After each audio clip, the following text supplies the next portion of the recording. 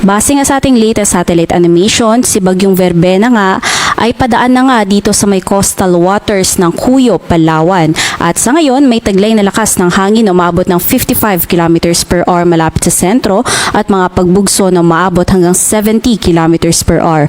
Patuloy nga rin niyang kumikilos pakanluran, hilagang kanluran sa bilis na 25 kilometers per hour. At sa ngayon, nagdudulot na nga ito ng mga pag-ulan na may kasamang mga pagbugso ng hangin sa may area ng Palawan, Mindoro Provinces, Western Visayas at Romblon.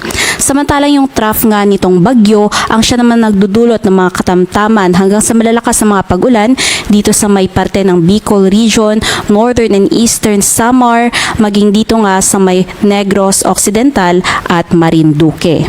Kasalukuyan din nagdudulot ng makulimlim na panahon at mga kalat-kalat na mga pag-ulan, pagkidlat at pagkulog ang shear line dito sa may area ng Cagayan, Isabela, Quirino, Nueva Vizcaya, buong Cordillera Administrative Region, Central Luzon, Calabarzon at maging dito sa may Metro Manila. At Northeast Monsoon naman ang siyang patuloy na umiiral sa nalalabi pang bahagi ng Northern Luzon.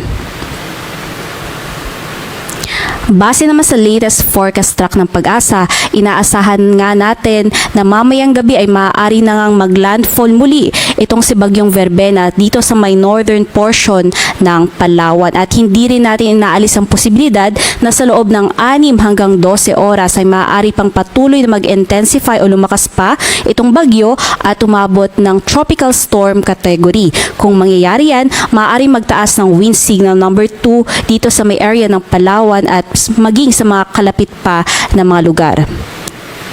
Samantala, pagsapit ng bukas ng madaling araw, patuloy na nga yang nandito sa may West Philippine Sea at tatahak pakanluran, hilagang kanluran hanggang sa makalabas ng ating Philippine Area of Responsibility bukas naman yan ng madaling araw. At habang nasa labas nga ito ng ating Philippine Area of Responsibility, patuloy itong lalakas at maaaring umabot ng severe tropical storm category. Nakikita nga natin yung bahagyang pagbaba o pa west-southwestward na track nito dahil sa impluensya ng ridge ng high pressure area dito sa may parte ng China. At habang papaliw nga yung ridge ng high pressure area na yan, ay unti-unting tataas muli ang tatahakin nitong si Bagyong Verbena.